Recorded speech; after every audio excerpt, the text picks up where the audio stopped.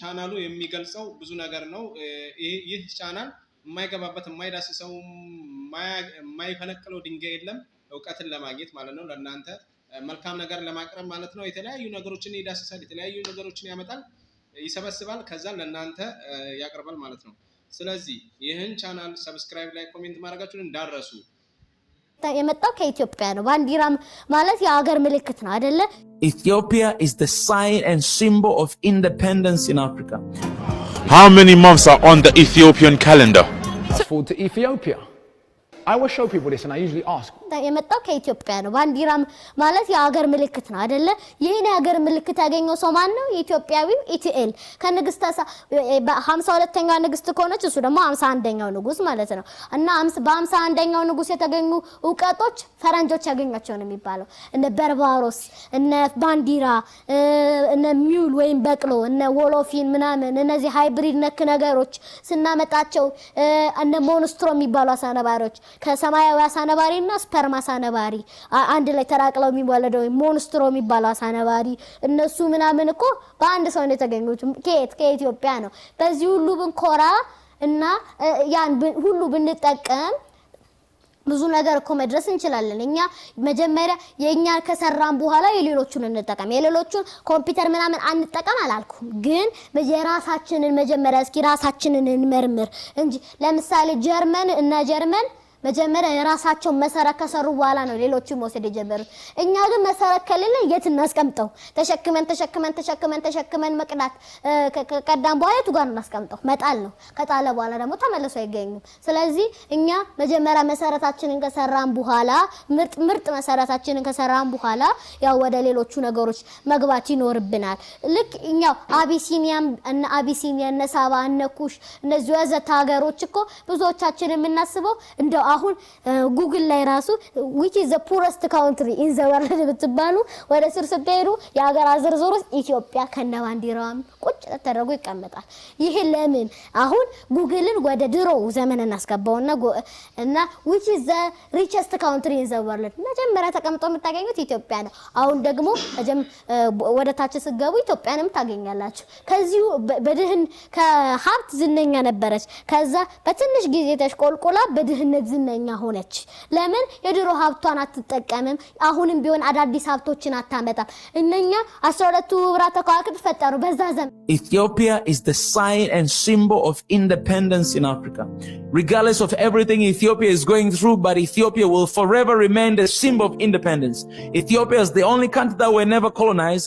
Ethiopians, they stood together, they fought against Italians, and their country, it was never colonized. So you must remember that, you must put that in your brain, that whatever the crisis, whatever the conflict, whatever the tension that is happening right now within and outside the country, you guys can resolve it by coming together as one people and shut it down. Why in the world removing African Union headquarters there? This is historical site. It is the place where our forefathers founded this place, founded OAU. Kwame Nkrumah, Haile Selassie, Julius Kambarage Nyerere, Kenyatta of Kenya, and other, they founded this place. They founded in this region. You can't just move headquarters from a place because of issues that are happening in the country. You cannot do that.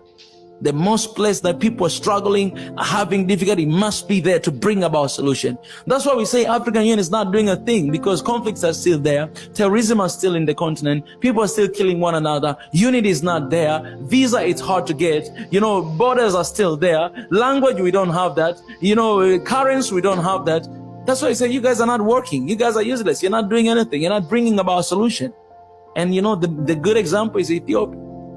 If you guys are really African Union and you are meant to be here to bring about solution, you must bring those solutions. Let me say this loud and clear for the last time, that those who keep commenting in my videos, those who keep thinking that African Union headquarters should be removed from Ethiopia, forget about that and wake up from your dreams, because it will never happen. How many months are on the Ethiopian calendar? 10. How many months are on the Ethiopian calendar? 36. 15. 4. How many months are on the Ethiopian calendar? 1. Maybe 20. 14. How many months are on the Ethiopian calendar? 13. Correct! Fast forward to Ethiopia. I will show people this and I usually ask, what is unusual about this building? It takes people a little while to figure it out. But it's not technically a building, it's a carving. The architect and the builders of this 800-year-old church dug down into the ground and carved the building out of the mountain. And that's what it looks like inside. This is a stele, weighs 300 tons. We don't actually know how 2,000 years ago, people in Ethiopia managed A, to carve this block of granite, and B, to get it to stand up without a crane. If you look closely, it's imitating a multi-story building. I can't say that they had multi-story buildings, but there's a door at the bottom, and there's what are clearly floors and the imitation of windows going up to the top. It's fairly impressive to get a 300-ton block of granite to stand up without a crane. And it isn't even the largest stele found in Ethiopia in this time. The largest one found weighs 500 tons, double, but it's no longer standing. Now, if I showed you these castles, and we didn't know this was a presentation on African history, we'd probably assume these were in England or Scotland or Norway, but these are Ethiopian castles from the 17th century. ምን ያህል ኢትዮጵያን እናቃታለን? ምን ያህል ሀገራችንን እናቃታለን? ምን ያህልስ ለማወቅ ዝግጁ ነን የሚለውን ነገር ያሳየናል። የራሳችንን ጥያቄ ሁላችንም ውስጥ የሆነ ጥያቄ ጭሯል ብዬ አስባለሁ።